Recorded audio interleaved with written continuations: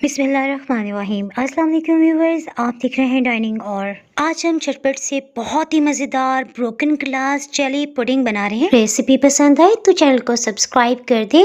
Bell icon को all पे कर देने से आपको वीडियो का नोटिफिकेशन सबसे पहले फ्री में मिल जाएगा। इस रेसिपी में हम जो जेली इस्तेमाल करेंगे 80 ग्राम्स का एक पैक है। आप अपनी मर्जी के मुताबिक जो भी चाहें फ्लेवर का इस्तेमाल कर सकते हैं। 1 कप भर के पानी हम ले रहे हैं। इसमें फुल पैकेट जेली का शामिल कर दिया है। अमूमन जेली के पैकेट के ऊपर इंस्ट्रक्शंस में लिखा होता है कि आपने 2 कप लेने हैं। आपने इस तरह बिल्कुल भी नहीं करना। ज्यादा पानी डालने की वजह से जेली जमने के बाद दोबारा से पानी रिलीज कर देती है। जेली बनाते 2 अहम टिप्स में आपको बताती चलूं। एक, हमने हीट बिल्कुल लो रखते हुए इसे लगातार चम्मच चलाते हुए मिक्स करें। इसे बहुत ज्यादा देर नहीं पकाना। जैसे आप देखें ना, एक उबाल आया है और सभी कुछ मिक्सअप हो गया, बस इसे निकाल। इसे अंदाजन 2 बराबर हिस्सों में डिवाइड कर दिया है। एक को तो इसी तरह से रेड कलर में रहने देंगे और दूसरे में हम ब्राउन कलर शामिल कर रहे हैं। शदीद सर्दी का मौसम है, इससे पहले कि कलर मिक्स होता ये बिल्कुल जम रहा था। ये क्लिप में आपके इन्फॉर्मेशन के लिए डाल रही हूँ। देखें, अगर इस तरह से जेली सर्दी की वजह से जमने लग जाए तो परेशान होने की बिल्कुल भी जरूरत नहीं है। सिर्फ 3 टेबलस्पून हमने पानी मजीद डालते बिल्कुल लो हीट पे से पका रहे हैं। इसी पैन को हल्का सा हमने वॉश कर लेने के बाद 1 कप पानी दोबारा से डाल रहे हैं। अब की बार हमने लाइट कलर की जेली का इंतखाब किया ताकि हम इसमें अपनी मर्जी का कलर शामिल कर सकें। पहले की तरह बिल्कुल लो हीट पे पकाते हुए जैसे सभी कुछ मिक्सअप हो गया ना, तो हम इसे बराबर से 2 हिस्सों में डिवाइड करें। अब की बार हम सिर्फ हाफ मिक्सचर को इसमें डाल रहे हैं और बकाया को हम पैन में रखते हुए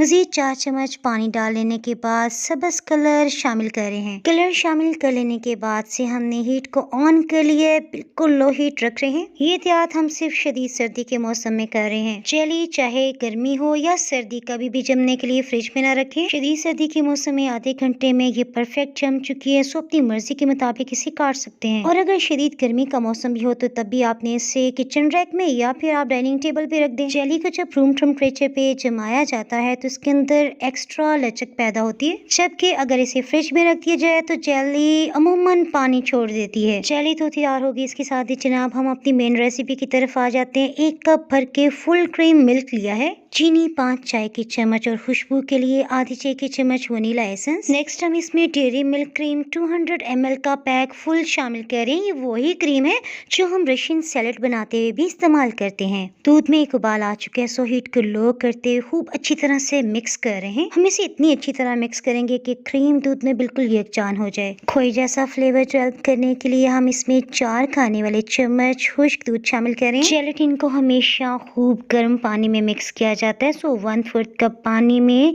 3 चाय की चम्मच भर के हमने जेलेटिन पाउडर डाल दिया है। इसे खूब अच्छी तरह से मिक्स कर लेते हैं। मुकम्मल तौर पे बिल्कुल भी डिसॉल्व नहीं होगा क्योंकि मिक्स होने के लिए इसे हीट की जरूरत होती है, सो हम इसे डाल देते हैं। थोड़ा स्टिकी सा होता है। जेलेटिन पाउडर को हमने पहले से पानी में मिक्स करके रखा हुआ था, बस सभी को यकजान होने तक पका रहे हैं। जैसे इसमें दोबारा से उबाल आएगा हम हीट को ऑफ कर रहे हैं। दूध को वक्फे वक्फे से विस्क कर रहे हैं और इसे रूम टेम्परेचर पे आने देंगे, यानी गरम गरम आपने बिल्कुल भी इसे नहीं शामिल करना। इसमें हम केक वाला मोल्ड इस्तेमाल कर रहे हैं। ये क्लिप वाला है, यानी नीचे वाला हिस्सा अलग हो जाता है। 1 बाय 1 सभी रंगों की जेली को इसमें शामिल कर देते हैं। मुझे तो ये रेसिपी बनाते हुए बहुत ही मजा आया। आप भी यकीनन देखते हुए एंजॉय कर रहे होंगे। दूध वाला मिक्सचर शामिल कर लेने के बाद अब हम इसे अच्छी तरह से मिक्स कर लेते हैं ताकि एक तरह की जेली एक जगह ना रहे बल्कि हर जगह मुख्तलिफ रंग फैल जाएं। रात के 12 बज रहे हैं, सो हम इसे फ्रिज में रख रहे हैं।